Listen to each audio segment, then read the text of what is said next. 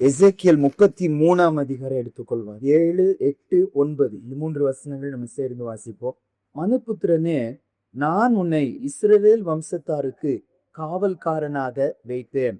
ஆகையால் நீ என் வாயினாலே வார்த்தையை கேட்டு என் நாமத்தினாலே அவர்களை எச்சரிப்பாயாக. நான் துன்மார்க்கனை நோக்கி, துன்மார்க்கனே, நீ சாகவே சாவாய் என்று சொல்லுகையில், நீ துன்மார்க்கனை தன் துன்மார்க்கத்தில் இராதபடி எச்சரிக்கத்தக்கதாக அதை அவனுக்கு சொல்லாமல் போனான். அந்த துன்மார்க்கன் தன் அக்கிரமத்திலே சாவான். ஆனாலும் அவன் இரத்த பழியை உன் கையிலே கேட்பேன். துன்மார்க்கன் தன் வழியை விட்டு திரும்பும்படி நீ அவனை எச்சரித்தும் அவன் தன் வழியை விட்டு திரும்பாமல் போனால் அவன் தன் அக்கிரமத்திலே சாவான். நீயோ உன் ஆத்துமாவை துதிப்பாய். இக்காலையில நம்ம என்ன தியானிக்க போறோம்னாங்க, ஆண்டவருடைய பாரம் ஆண்டுடைய ஏக்கம் எல்லாரும் மனம் திரும்பணும்னு சொல்லிதான். யாருமே கெட்டு போது ஆண்டுடைய சித்தம் இல்லை. நம்ம வாழ்க்கையை நீங்க எடுத்துக்கொள்றீங்கன்னா, ஏதோ ஒரு சிச்சை வர்றதுக்கு முன்னால எவ்வளவு ஆண்டவர் நம்மோடு கூட போராடுவார் பல விதங்கள்ல. வசனம் நம்ம தனியா வாசிக்கும் போது, சபையில வசனம் கேட்கும்போது, அல்லது ஒரு பாடல் மூலமா கூட பல விதங்களில நம்மளை மனம் திரும்ப வைப்பதற்காக, எச்சரிப்பதற்காக ஆண்டவர் கிரியை செய்து கொண்டே இருப்போம்.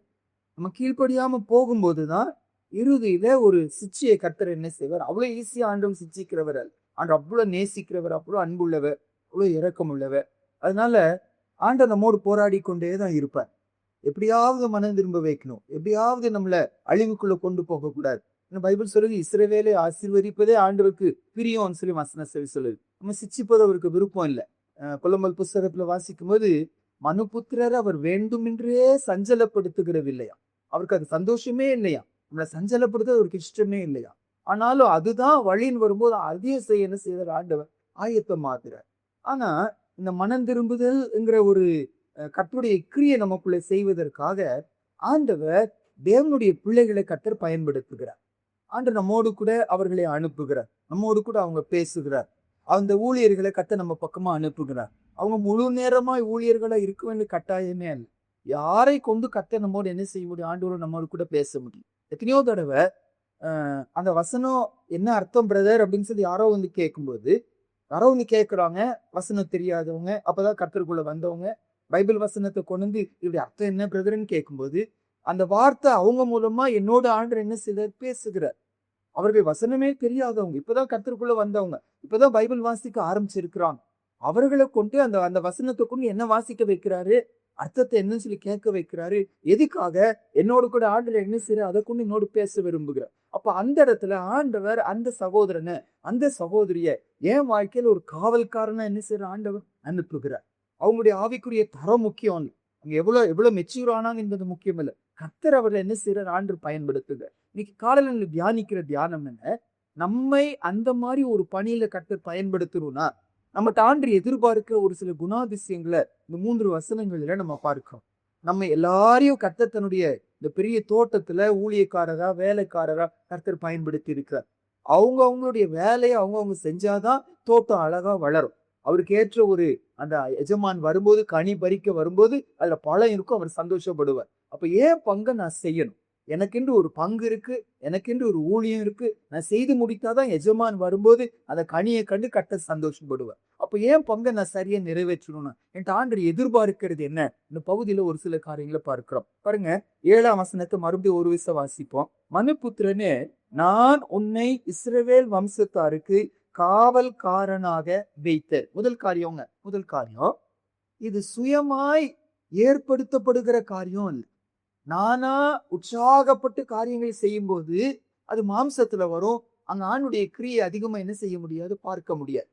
கர்த்தரால நான் ஏற்படுத்தப்படும். இந்த ஆண்டு என்ன சொல்றாரு, நான் உன்னை வைத்தேன், நான் உன்னை ஏற்படுத்தினேன், நான் உன்னை அப்பாயிண்ட் பண்ணினேன். அப்போ எப்போ கர்த்தருடைய கிரியை நடக்கும்னா, ஆண்டவர் என்ன ஏவி நான் ஒரு காரியம் சொல்லும்போது, கர்த்தர் எனக்குள்ள அந்த ஏவுதலை உண்டாக்கும். ஆண்டவர் என்னை அனுப்புகிறார், ஆண்டவர் என்னை உற்சாகப்படுத்துகிறார், ஆண்டவர் என்ன பேச சொல்லுகிறார். என்னால சைலண்டா இருக்க முடியல. நான் வேண்டான்னு சொல்றேன். அப்பா எனக்கு தகுதி இல்லைன்னு சொல்லி சொல்றேன். நானே இதுல குறைவுள்ளவன் சொல்லி சொல்லுகிறேன். ஆனா ஆண்டவர் விட மாட்டேங்கிறார். நீ போ மகனே, நீ சொல் மகளே, நீ போகணும், நீ பேசணும், நீ போகாட்ட யார் போவாரு? ஆண்டவர் நம்மளை உற்சாகப்படுத்துகிறார். அந்த ஏவுதல், அந்த உணர்வு எனக்கு வரணும். நான் கர்த்தரால் அனுப்பப்பட்டவன். நம்ம ஒரு சில வசனம் வாசிப்போம். எரேமியா 14ஆம் அதிகாரம் 15வது வசனத்துல ஆண்டவர் வேதனையா சொல்றாரு, நான் இந்த தீர்க்கதரிசிகளை அனுப்பவில்லை, நான் அவர்களோடு பேசவில்லை, அவர்கள் சாங்களா போறாங்க. வேதனையா கர்த்தர் சொல்லுகிறார். எரேமியா 14ஆம் அதிகாரம் 15வது வசனம். இந்த இடத்துல அந்த தீர்க்கதரிசிகள் அவங்களுக்கு சாபம் வருகிறது. ஏன் வருகிறதுனா, தாங்களா சுயமா போனதுனால. அவங்க அமைதியா இருந்தா தானே ஆசீர்வதிக்கப்பட்டிருப்பாங்க. அவங்க தாங்களா உற்சாகப்பட்டு ஏதோ போறாங்க, முடிவு அவங்களுக்கு மோசமா போகிறது. ஆதலால் நான் அனுப்பாதிருந்தும் என் நாமத்தை கொண்டு தீர்க்கதரிசின்னு சொல்லி இந்த தேசத்தில பட்டயமும் பஞ்சமும் வருவதில்லை என்று தீர்க்கதரிசிகளை குறித்து, இப்படிப்பட்ட தீர்க்கதரிசிகள் பட்டயத்தாலும் பஞ்சத்தாலும் சாவார். ஆண்டவர் பாரமா சொல்ற, நான் அவர்களை அனுப்பல. அதாவது அந்த இடத்துல பட்டயம் தான் வரப்போகிறது. ஆனா இவர்களும் உங்களை சமாதானப்படுத்துவதற்காக ஆண்டவர் ஒண்ணும் செய்ய மாட்டாருங்க, ஆண்டவர் மன்னிச்சிருவாருங்க, ஆண்டவர் உங்களை ஆசீர்வதிப்பார், ஆண்டவர் சுகப்படுத்துவார், அவங்களை ஆறுதல் படுத்துவதற்கு தாங்களா உற்சாகப்பட்டு போய் சொல்லுகிறான். ஆண்டவர் சொல்றாரு, நீ அமைதியா இருந்திருந்தா நீ பிழைத்திருப்ப. நீ நான் சொல்லாத உன்னை சொன்னதுனால நீங்க அந்த பஞ்சத்தினால அழிவீர்கள் என்று ஆண்டவர் சொல்லுவதை வாசிக்கிறோம். இந்த மோசேவுடைய வாழ்க்கையிலங்க, மோசேக்கு எதிரா கோராகு, தாத்தான், அபிராம் அவர்கள் என்ன செய்யறாங்க? எழும்பி வருகிறான். உங்களை மட்டும்தான் ஆண்டவர் பயன்படுத்துவாரா? நீங்க மட்டும்தான் தீர்க்கதரிசியா? நீங்க மட்டும்தான் ஆசாரியரா இருக்கணுமா? ஆரோன் மட்டும்தான் தூபம் காட்டணுமா? நாங்க காட்டக்கூடாதா என்று சொல்லி எழும்பி வருகிறான். அப்போ அந்த இடத்துல மோசேக்கு ஒரு பாரம் ஆயிடுச்சு. ஆண்டவரே, என்ன ஆண்டவரே இப்படி சொல்லுகிறாங்க? நான் வரமாட்டேன்னு தானே சொன்னேன், எனக்கு தகுதி இல்லைன்னு தானே சொன்னேன், நீங்க தானே என்னை இழுத்து கொண்டு வந்தீங்க, இந்த மாதிரி என்ன வேதனைப்படுத்துக்கிறாங்களே, அப்படியே அவருக்கு பாரம். அப்ப ஆண்டவர் பார்த்து அந்த ஜனங்களை பார்த்து ஒரு வார்த்தை சொல்லுகிறாரு பாருங்க. என்னாகம புஸ்தகம் 16ஆம் அதிகாரத்துல 28, 29, 30. அதாவது ஒவ்வொரு தேவனுடைய மனுஷனுக்கும் இந்த ஒரு பாரம் இருக்கும். மற்றவங்க அழியணும்னு அல்ல, ஒரு பாரம் இருக்கணும். தேவனால் அனுப்பப்பட்டவன் என்கிற ஒரு உறுதி, ஒரு சந்தோஷம், அந்த அழைப்பு நிச்சயம் இருக்கணும்.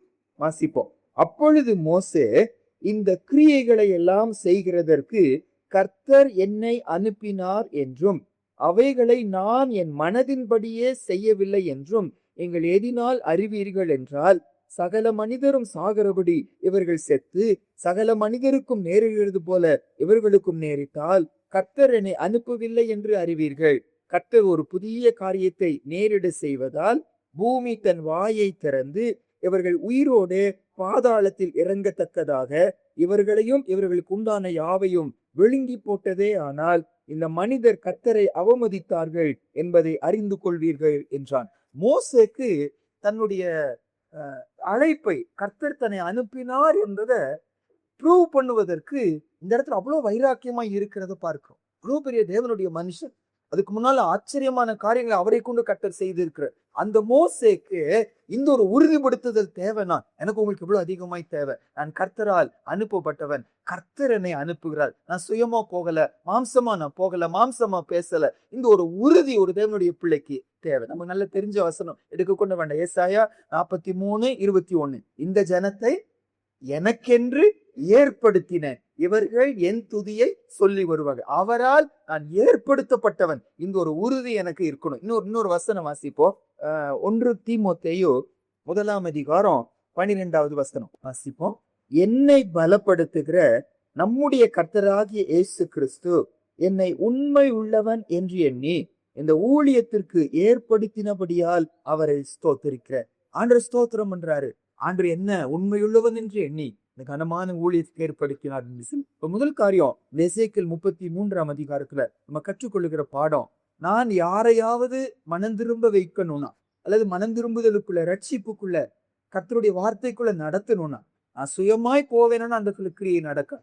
கர்த்தரால் ஏற்படுத்தப்பட்டவன், கர்த்தரால் அனுப்பப்பட்ட, ஆண்டவரால் ஏவப்படுகிறேன், அந்த நிச்சயம் இருக்குமானா கர்த்தருடைய அதிகாரம், கர்த்தருடைய வல்லமை நமக்கு பின்னால் இருக்கும். இந்த ஒரு உறுதி நமக்கு தேவை. ஒன்று. மறுபடியும் எசேக்கியேல் 33:7வது வசனம் வாசிப்போம்.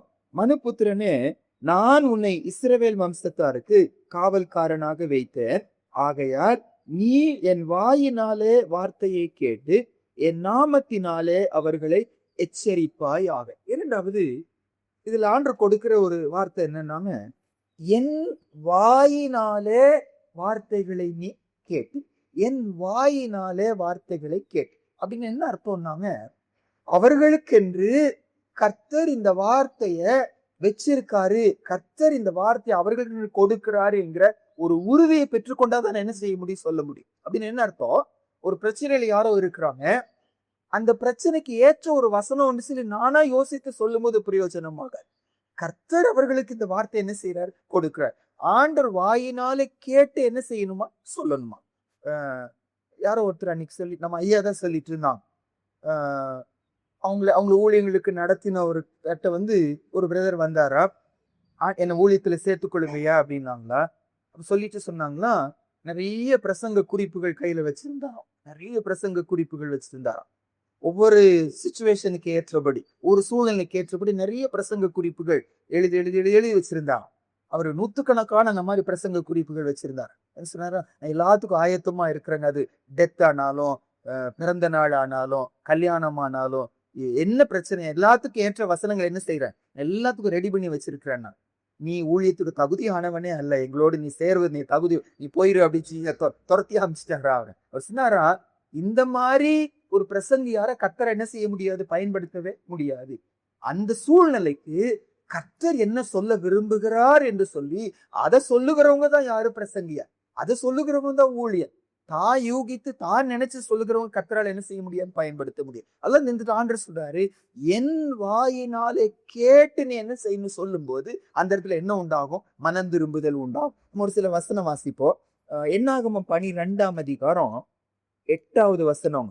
மோசேயை குறித்து ஆண்டவர் சாட்சி சொல்லுகிறார். மிரியாம்கிட்ட ஆரோன்ட்ட ஆண்டவர் சாட்சி சொல்லுகிறார். மிரியானும் ஆரோனும் ஆண்டவருக்கு இந்த மோசேக்கு விரோதமா பேசுகிறாங்க. அப்போ ஆண்டவர் மோசே சார்பா ஒரு வார்த்தையை சொல்லுகிறார். என்னாகமம் 12ஆம் அதிகாரம் 8வது வசனம். 8 வாசிப்போம். நான் அவனுடனே மறைபொருளாக அல்ல, முகமுகமாகவும் பிரத்யட்சமாகவும் பேசுகிறேன். அவன் கர்த்தரின் சாயலை காண்கிறான். இப்படி இருக்க நீங்கள் என் தாசனாகிய மோசேக்கு விரோதமாய் பேச உங்களுக்கு பயமில்லாமல் போனது என்ன என்ற. How dare you are, எவ்வளவு தைரியம் இருந்தா என் மகனுக்கு விரோதமா நீங்க பேசுறீங்க, என்ன காரணத்தை சொல்றாரு, என் சத்தத்தை அவன் என்ன செய்கிறான், கேட்கிறான், நான் உன்னோடு பேசுகிறேன் என்று சொல்லி சொல்லுகிறான். இன்னைக்கு நம்மை குறித்து இந்த சாட்சி ஆண்டவர் சொல்ல முடியுமா, நான் அவனோடு பேசுகிறேன். அப்ப கர்த்தர் சொல்லி ஒரு வார்த்தையை செல்லும் போதுங்க, ஆண்டவர் வார்த்தை ஏசாயா 55ஆம் அதிகாரத்துல வாசிக்கிறோம், என் வார்த்தை வெறுமையான இடத்துல என்ன செய்யாது, திரும்பாது, நான் அனுப்பின காரியம் ஆகும்படி கண்டிப்பா என்ன செய்யும் வாய். கர்த்தர் சொன்னாரன்னா காரியம் கண்டிப்பா என்ன செய்யும் நடக்கும். நானா அந்த சூழ்நிலைக்கு ஏற்றபடி நான் சொல்வேனானா அது செய்யணுங்கிற கட்டாயம் ஆண்டவருக்கு நான் சொல்லல, நீயா சொல்றேன்னு சொல்லி ஆண்டு சொல்வார். அதை நிறைவேற்றணும்னு சொல்லி அவசியம் இல்லைன்னு சொல்லி வாசிக்கிறோம். 1 சாமுவேல் 3ஆம் அதிகாரத்துலங்க அந்த அன்னைக்கு இருக்கிற கிறிஸ்தவ சமுதாயத்துடைய அல்லது ஆவிக்குரிய ஒரு நிலையை குறித்து 3ஆம் அதிகாரம் 1 வசனத்துல வாசிக்கிறோம். ஏலிங்கிறவர் தான் அன்னைக்கு ஆசாரியனா இருக்கிறார், நியாயாதிபதியா இருக்கிறார். ஏலியுடைய குமாரர் ரொம்ப மோசமா இருக்கிறாங்க. கர்த்தருடைய பிள்ளைங்க ஆவிக்குரிய நிலைமையில ரொம்ப கீழே நிலைமையில இருக்கிறாங்க.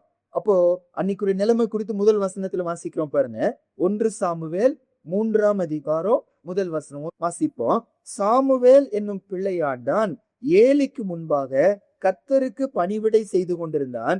அந்நாட்களிலே கர்த்தருடைய வசனம் அபூர்வமாய் இருந்தது, பிரத்யட்சமான தரிசனம் இருந்ததில்லை. நல்ல கவனிங்க, அன்னைக்கு மோசேயுடைய நியாயப்பிரமாண புஸ்தகம் இருக்கிறது. ஆதியாகமம், யாத்திராகமம், லேவியராகமம், என்னாகமம், உபாகமம், இந்த பஞ்ச ஆகமங்கள் அன்னைக்கு இருக்கு. அப்ப வேதம் இருக்கிறது. ஆனாலும் வசனம் சொல்லுது, அன்னைக்கு கர்த்தருடைய வசனம் என்னவா இருந்துச்சு, அபூர்வமா. அப்படின்னு என்ன அர்த்தம், பைபிள் இருக்கு, நியாயப்பிரமாணம் இருக்கு, வசனங்கள் நிறைய இருக்கிறது. ஆனால் கர்த்தர் என்ன சொல்லுகிறார் என்று அறிந்து சொல்லுகிற ஒரு தீர்க்கதரிசி அன்னைக்கு இல்ல. இந்த டைம் ஆண்டவர் யாரை எழுப்புகிறாரு, சாமுவேலை எழுப்புகிறார். அவருடைய சாட்சி பாருங்க, அந்த அதிகாரத்துடைய கடைசி வசனம் 1 சாமுவேல் 3:21. கர்த்தர் பின்னும் சீலோவிலே தரிசனம் தந்துருளினார். கர்த்தர் சீலோவிலே தம்முடைய வார்த்தையினாலே சாமுவேலுக்கு தம்மை வெளிப்படுத்தினார். கர்த்தர் தம்முடைய வார்த்தையினாலே சாமுவேலுக்கு வெளிப்படுத்தினார். கர்த்தர் வார்த்தையை கொடுத்தார், வார்த்தையை சாமுவேல் சொல்லுகிறார். அந்த தேசம் ஒரு எழுப்புதல சாமுவேல் மூலமா கொண்டு வருது. அப்ப இரண்டாவதுங்க, நமக்கு அந்த சிச்சுவேஷன் இது நல்ல வசனங்க, இது கேட்ட ஒரு வசனம்னு சொல்லி நம்ம சொல்லும் போது கர்த்தர் கிரியை செய்யணும்னு அவசியம். கர்த்தர் சொல்ல சொன்னா, கர்த்தர் சொல்லுகிறதை சொல்லும் போது அந்த வாழ்க்கை ஆசீர்வாதமா இருக்கும். இப்ப இப்போ கர்த்தருடைய நாளை நம்ம கனப்படுத்தணும். கர்த்தருடைய நாளை நம்ம அசட்டை பண்ணக்கூடாது. இந்த சத்தியத்தை சொல்லும்போது ஏசாயா 58ஆம் அதிகாரம் பாருங்க. ஏசாயா ஒரு ஒரு அத்தாரிட்டி அந்த இடத்துல காமிக்கிறார். ஏசாயா 58ஆம் அதிகாரம் கடைசி 2 வசனம். அதாவது ஓய்வு நாளை பரிசுத்தமா ஆசரிக்கணும். இன்றைக்கு நம்ம இந்த கர்த்தர் உயிரோட எழுந்து ஞாயிற்றுக்கிழமையை பரிசுத்தமா ஆசரிக்கணும். அந்த சத்தியத்தை சொல்லும்போது அங்க சொல்லப்பட்ட ஒரு வார்த்தையை கவனிப்போம் பாருங்க. வாசிப்போம். என் பரிசுத்த நாளாகிய ஓய்வு நாளிலே உனக்கு இஷ்டமானதை செய்யாதபடி உன் காலை விளக்கி உன் வழிகளின்படி நடவாமலும் உனக்கு இஷ்டமானதை செய்யாமலும் உன் சொந்த பேச்சை பேசாமல் இருந்து ஓய்வு நாளை மன மகிழ்ச்சி நாள் என்றும் கர்த்தருடைய பரிசுத்த நாளை மகிமையுள்ள நாள் என்றும் சொல்லி அதை மகிமையாக எண்ணுவாயானால் அப்பொழுது கர்த்தரை மன மகிழ்ச்சியாயிருப்பாய். பூமியின் உயர்த்த இடங்களில் உன்னை ஏறி இருக்கும்படி பண்ணி உன் தகப்பனாகிய யாக்கோபுடைய சுதந்திரத்தால் உன்னை கோஷிப்பேன். கர்த்தருடைய வாய் இதை சொல்லி. ஏசாயா இந்த சத்தியத்தை சொல்லும்போது சொல்றார், நானா இது சொல்லல, கர்த்தருடைய வாய் இதை சொல்லி. அந்த அத்தாரிட்டி கர்த்தர் சொல்லுகிறாருங்கிற ஒரு உறுதியோடு ஏசாயா சொல்வதை வாசிக்கிறோம். ஒரு இடத்துல கிரியை நடக்கணும்னா, ஒரு இடத்துல மனம் திரும்புதல் உண்டாகணும்னா கர்த்தர் வாயில கேட்டு சொல்லுகிற தீர்க்கதரிசி இருக்கணும். அப்ப கர்த்தர் இந்த இடத்துல கிரியை செய்வார். இரண்டாவது, இப்ப எசேக்கியேல் 33க்கு மறுபடியும் வருவோம். 7ஆம் வசனத்தை மறுபடியும் வாசிப்போம் பாருங்க. மனுபுத்திரனே, நான் உன்னை இஸ்ரவேல் வம்சத்தாருக்கு காவல்காரனாக வைத்தேன். ஆகையால் நீ என் வாயினாலே வார்த்தையை கேட்டு என் நாமத்தினாலே அவர்களை எச்சரிப்பாயாக. இதுல தமிழ் பைபிள்ல இப்படி போட்டுட்டாங்க, நீ என் வாயினாலே வார்த்தைகளை கேட்டு அப்படின்னு சொல்லி போட்டாங்க.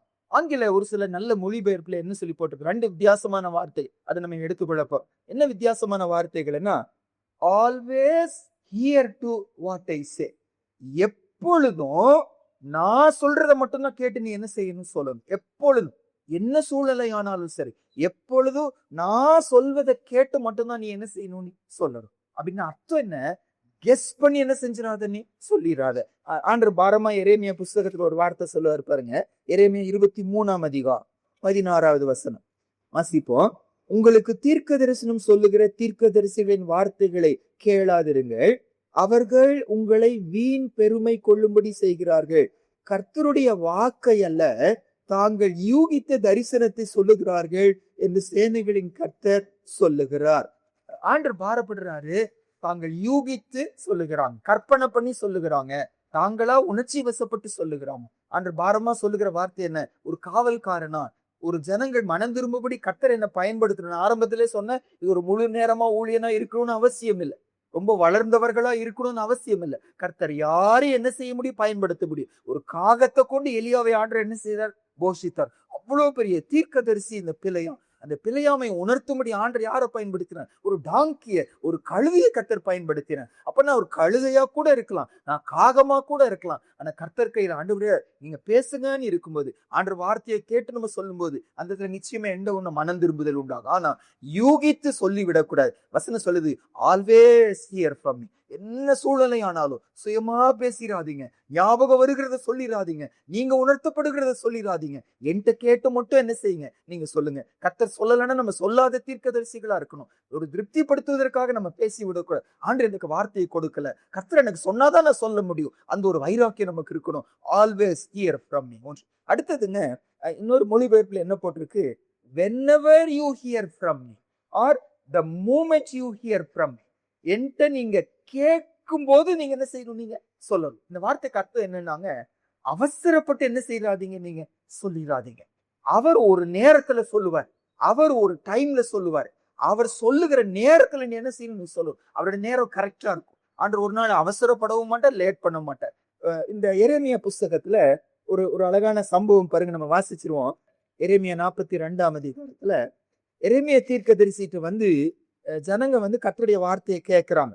எரேமியா 42ஆம் அதிகாரம் முதல் 4 வசனம் வாசிப்போம். அப்பொழுது எல்லா இராணுவ சேர்வைக்காரரும் கரேயாவின் குமாரனாகிய யோகனானும் ஓசையாவின் குமாரனாகிய எசனியாவும் சிறியோர் முதல் பெரியோர் மட்டுமான சகல ஜனங்களும் சேர்ந்து வந்து தீர்க்கதரிசியாகிய எரேமியாவை நோக்கி, உம்முடைய தேவனாகிய கர்த்தர் நாங்கள் நடக்க வேண்டிய வழியையும் செய்ய வேண்டிய காரியத்தையும் எங்களுக்கு தெரிய பண்ணும்படிக்கு நீ எங்கள் விண்ணப்பத்துக்கு இடம் கொடுத்து மீதியாய் இருக்கிற இந்த சகல ஜனங்களாக எங்களுக்காக உம்முடைய தேவனாகிய கர்த்தரை நோக்கி ஜெபம் பண்ணோம். உம்முடைய கண்கள் எங்களை காண்கிறபடியே திரளான ஜனங்களில் கொஞ்ச பேரே மீந்திருக்கிறோம் என்றார்கள். அப்பொழுது எரேமியா தீர்க்கதரிசி அவர்களை நோக்கி, நீங்கள் சொன்னதை கேட்டேன். இதோ உங்கள் வார்த்தையின்படியே உங்கள் தேவனாகிய கர்த்தரை நோக்கி ஜெபம் பண்ணுவேன். கர்த்தர் உங்களுக்கு மறு உத்தரவாக சொல்லும் எல்லா வார்த்தைகளையும் நான் உங்களுக்கு ஒன்றையும் மறைக்காமல் அறிவிப்பேன் என்றான். 7ஆம் வசனம் வாசிப்போம் பாருங்க. 10 நாள் சென்ற பின்பு கர்த்தருடைய வார்த்தை எரேமியாவுக்கு உண்டாய். என்ன ஆச்சரியம்னா, எரேமியா தீர்க்கதரிசி கர்த்தரோடு நெருங்கி இருக்கிற ஒரு மனுஷன். இங்க ஜனங்க வந்து காத்து இருக்கிறாங்க. நாங்க என்ன செய்யணும் காத்து இருக்கிறாங்க. நீங்க கீழே வாசிப்பீங்கன்னா, கர்த்தர் என்ன சொன்னாலும் நாங்க செய்வோம். அது நல்லதா இருந்தாலும் கெட்டதா இருந்தாலும் நாங்க செய்வோம். அப்படியெல்லாம் தங்களை அர்ப்பணிக்கிறான். அப்படி இருந்தும் எரேமியா அவங்க சூழலை கேட்டபடி அவருக்கு வசனம் தெரியாதா? அவருக்கு தெரியும். நல்ல தேவனுடைய மனுஷன். அவரால் ஆலோசனை சொல்ல முடியும். ஆனா சொல்லல. ஒரு நாள் வெயிட் பண்ற, 2 நாள் வெயிட் பண்ற, 3 நாள் வெயிட் பண்ற. அவங்க எல்லாம் காத்து கொண்டே இருக்கிறாங்க. இவரு டென்ஷன் ஆகல, அவசரப்படல, மாம்சத்துல பேசல. 10 நாள் கழிச்சுதான் என்ன வந்துச்சா வசனம் வந்துச்சுன்னு வாசிக்கும். 10 நாள் வரைக்கும் அவரும் வெயிட் பண்ணாரு, ஜனங்க வெயிட் பண்ணாரு. அதான் அந்த எசேக்கியேல் 33 வாசிக்கிறோம். Whenever you hear from me, the moment you hear from me, கர்த்தர் சொல்லுகிற வரைக்கும் காத்திருந்து. சொல்லுகிறவங்க தான் யாரு? தீர்க்கதரிசி. அவசரப்பட்டு சொல்லுகிறவங்க, சூழ்நிலை கேட்டபடி சொல்லுகிறவங்க அங்க கர்த்தருடைய மனுஷனா இருக்க முடியாது. ஆண்டவரே, நீங்க சொல்லுவதற்காக நான் காத்திருப்பேன். காத்திருந்து சொல்லுகிறவர்கள் தீர்க்கதரிசி. அந்த சொல்ற டைம் கரெக்டான டைமா இருக்கும். ஆண்டவர் கிரியை செய்வார், மனம் திரும்புதல் உண்டாகும் என்று சொல்லி வாசிக்கும். எசேக்கியேல் 33ஆம் அதிகாரத்துக்கு மறுபடியும் வருவோம். இன்னும் ஒரு 2 காரியத்தை மட்டும் நம்ம பார்த்து முடிச்சிருவோம். அடுத்த வார்த்தை என்னன்னு சொல்லி போட்டிருக்குனாங்க, அந்த 7ஆம் வசனத்தை மறுபடியும் வாசிப்போம். எசேக்கியேல் 33 7ஆம் வசனத்துல, மனுபுத்திரனே, நான் உன்னை இஸ்ரவேல் வம்சத்தாருக்கு காவல்காரனாக வைத்தேன்.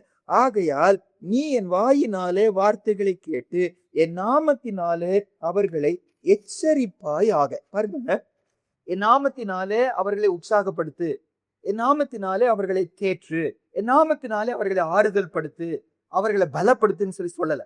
அப்போ ஒரு தேவனுடைய மனுஷனுடைய ரொம்ப முக்கியமான வேலை என்னன்னாங்க, நம்மை ஆசீர்வாதத்தை சுதந்திரிக்க விடாம தடை பண்ணுவது எப்பவுமே என்னவா இருக்கும்? ஏதோ ஒரு மீறுதலா இருக்கும், ஏதோ ஒரு மாறுபாடான காரியமா இருக்கும், ஏதோ கர்த்தருக்கு பிரியம் இல்லாம நம்ம போய் கொண்டிருக்கும். ஏன்னா ஆண்டவர் நீதி உள்ளவர், நீதியின்படி செய்கிறவர். இன்னைக்கு என் குடும்பத்துல ஏதோ நடக்குதா, என் ஊழியத்துல ஏதோ நடக்குதா, எங்கேயோ என்கிட்ட எங்க இருக்கு மாறுபாடு இருக்கு, எங்கேயோ கர்த்தருக்கு பிரியமில்லாத காரியங்கள் இருக்கிறது. அப்போ ஒரு காவல்காரனுடைய வேலை என்ன?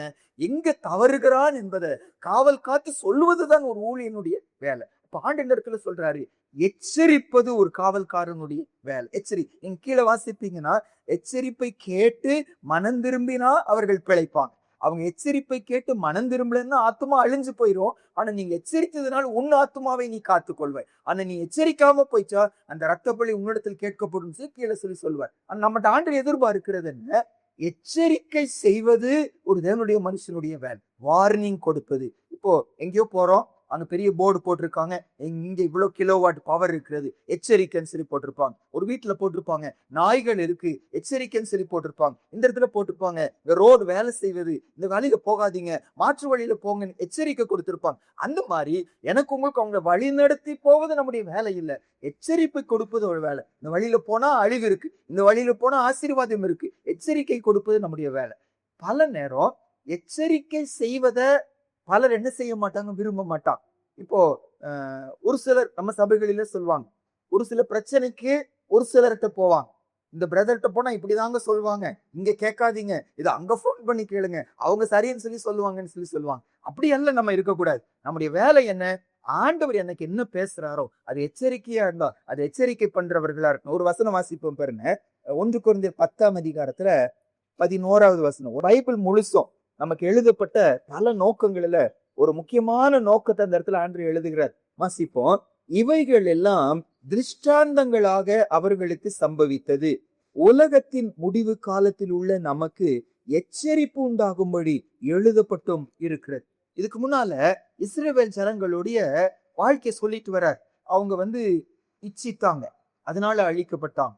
அவங்க விக்கிரக ஆராதனை பண்ணினாங்க, அதனால அழிக்கப்பட்டாங்க. அவங்க வேசித்தனம் பண்ணினாங்க, அதனால அழிக்கப்பட்டாங்க. அவங்க தேவனை பரீட்சை பார்த்தாங்க, அதனால அழிக்கப்பட்டாங்க. அவங்க முறுமுறுத்தாங்க, அதனால அழிக்கப்பட்ட. இதெல்லாம் அப்படியே லைனா சொல்லிட்டே வர்றார்.